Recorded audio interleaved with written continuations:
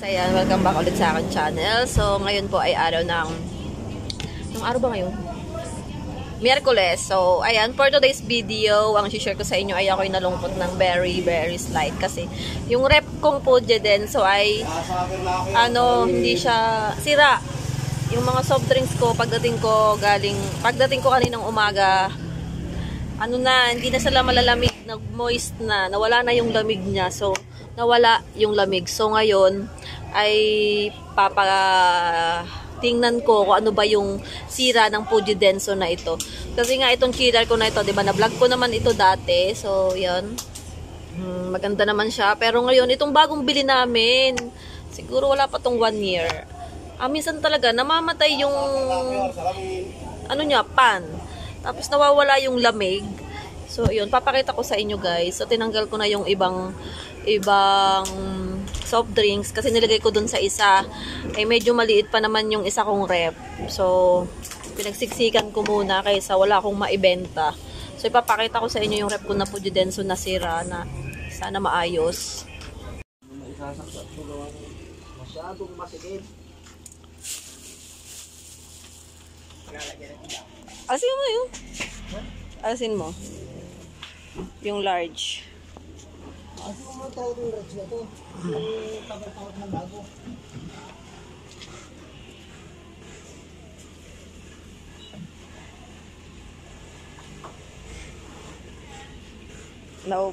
Muntik nang maubos ang itlog eh.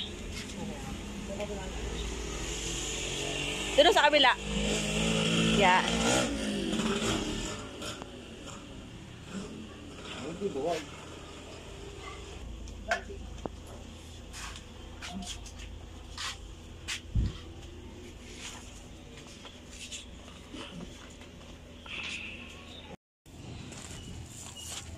Hi.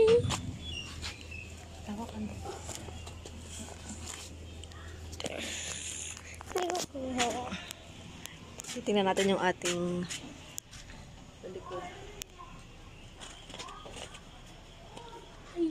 Hi.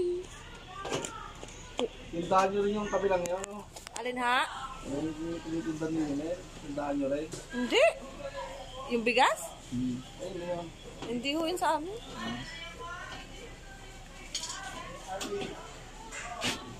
Buti ka't nag-deliver yung din eh. May kinontak na ako, hindi pa lang nag-reply, busy. Pero yun din yung dating nag-ayos ng aking mga coffee bendo, gayon.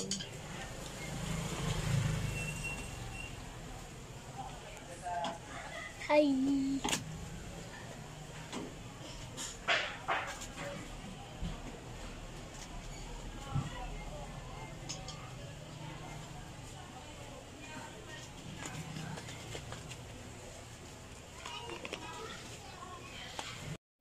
Overload protector relay. Nawalan ho ng power. Wala siyang power. Okay. Overload protector relay.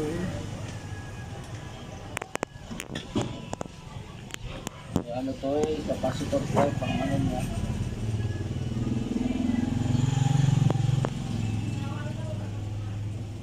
Mga magkano kaya ho yun pag ano? Mura lang ho yun natin. Mura lang. Depende lang sa description na rin. Overload Pwede manghulain dahil hindi ko alam yung ano. protector relay. Overload reload protector relay.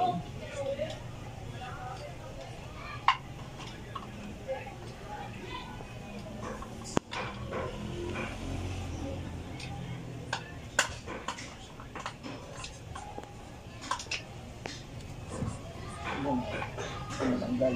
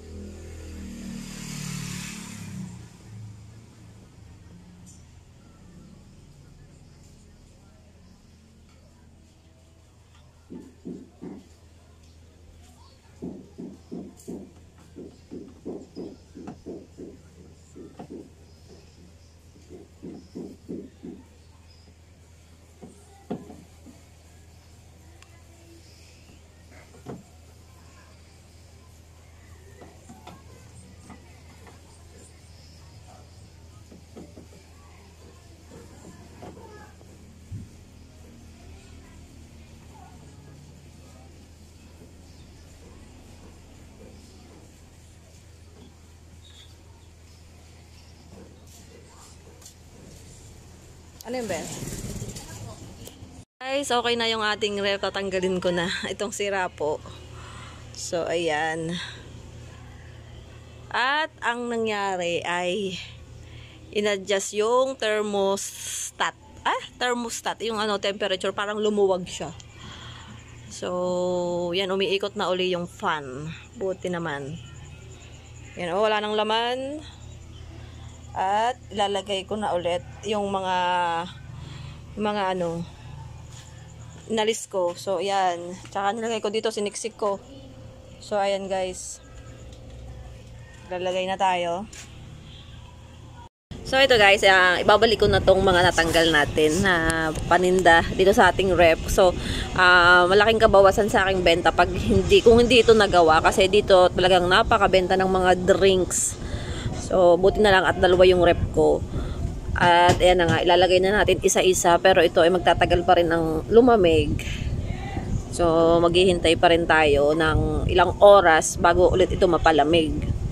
So, ayun, naging maselan tong isa kong Fuji Denson na to. Yun nga yung sinabi ng nagawa na parang may lumuwag dun sa likod, tsaka itong thermostat ay lumuwag din. So, ito guys ay pa 3 times na nangyari sa rep na ito. Yung una umayos pa. Tapos yung pangalawa, dito na yun sa Batangas. Yung una kasi sa Cavite, pero yung pangalawa dito na sa Batangas. So, nung last month pa, matagal na rin. Yun naman ay nararesolbahan ko pa, pinihit ko lang din yung thermostat. Parang dun nga siya may problema. Ginawa ko, ipinul ko yung temperature, tapos ibinalik ko uli. Yung buti na lang, gumana siya. Tapos ngayon naman, ayan, namatay na naman, hindi na naman siya lumamig. So, yun pala yung naging problema niya. Lumala na. Ano po yun? Tapon po, sir. Tapowder. Ayun, kuya. Ayun guys, may bumili sa atin. So, marami din naman binili.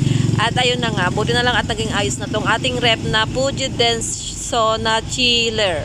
So, ayan. Ako'y walang problema dito sa aking isang luma. Napakatagal na yan, pero never yung nasira. So, napakatagal na rin. Ito lang talaga ang maselan. Itong medyo malaking Fuji Denson na to. Na chiller. So, 3 beses na akong namamatayan ng yung hindi siya lumalamig. Buti na lang at gayon-gayon lang ang sira. Kung hindi, ay siya makakabili pa ng kapalit. So, ayan. Napakalaking tulong din nga yan tsaka matipid sa kuryente.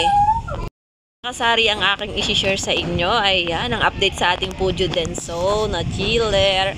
So, nagka-problema siya guys. So, ito yung kalimitang magiging problema ng Fuji Denson. Minsan, pag hindi siya lumamig, yun lang yung pa-check nyo, yung thermostat o yung temperature. So, yun lang minsan ang nagiging problema pala. Kaya hindi lumalamig kaya na-stop yung paglamig ng ating chiller. So, yun na lang mga kasari. Salamat po sa inyong panonood. At sana po ay huwag niyong kalimutang mag-subscribe. Ayan. Thanks for watching. Click and subscribe.